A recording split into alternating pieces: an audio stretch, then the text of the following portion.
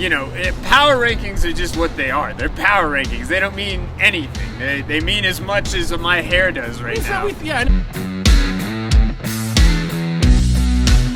Power rankings for week 8. Rank them. We have the top 5, and obviously we have the whole list out there, which is on the screen right now. But our top 5, we have Baltimore ranked at the number 1. Even though they lost to Kansas City early in the season, we still have them ranked over Kansas City.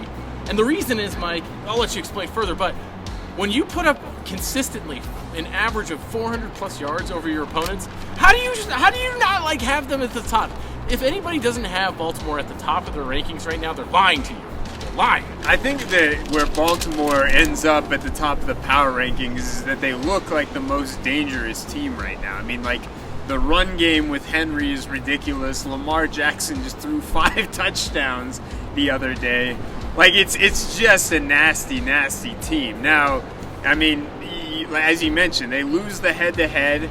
Right now, Baltimore needs the Chiefs to lose 3 times. They're going to be going to Arrowhead in the postseason. So, power rankings are just what they are. They're power rankings. They don't mean anything. They mean as much as my hair does right now. I know. It means that we think that they're the best nothing. team. On top of that, Mike, let's just add this.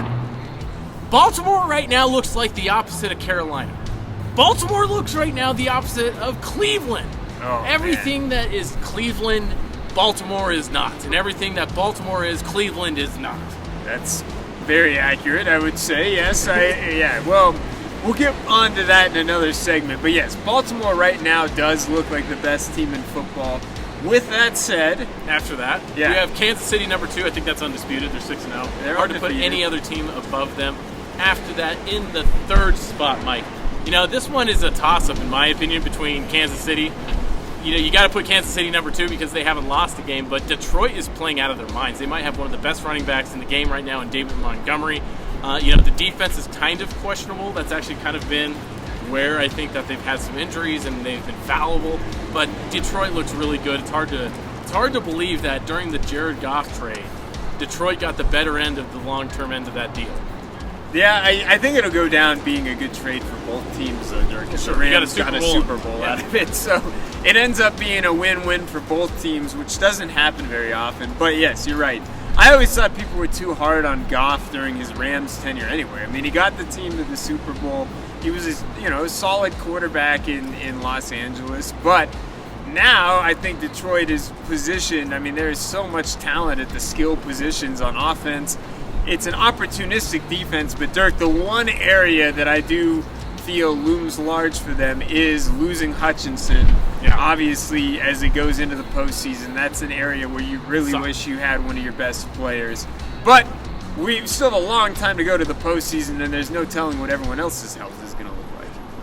After that, in the 4th slot, we have Minnesota. They lost the game, obviously, so we have to move them back. That defense is just outrageous still. And, the offense is still firing in all cylinders. They're still top 5. And then Green Bay followed right after Minnesota. The border war there, I guess, between, you take the Minneapolis, Minnesota, whatever, river, Mississippi, you cross it, you go into Wisconsin.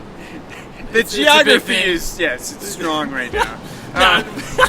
But don't Google Maps. Green Bay is absolutely a top 5 team. Sorry, the win over Houston proves it. So everybody that hated how high we had Green Bay on the list can stop. How high is Chicago? We almost have 4 teams in the NFC North. It's a good division. Yeah, it is right now. What do you got to say about that? If it's, call them balls and strikes. That's all we can do. There is one other team probably knocking on the door. Pittsburgh. And that's the Steelers, We had them high and people were getting pissed about how high we had them ranked too. Yeah, Pittsburgh is going to be interesting to continue to watch, and we'll get into this on another segment, but it was a good win and an impressive performance for the Steelers.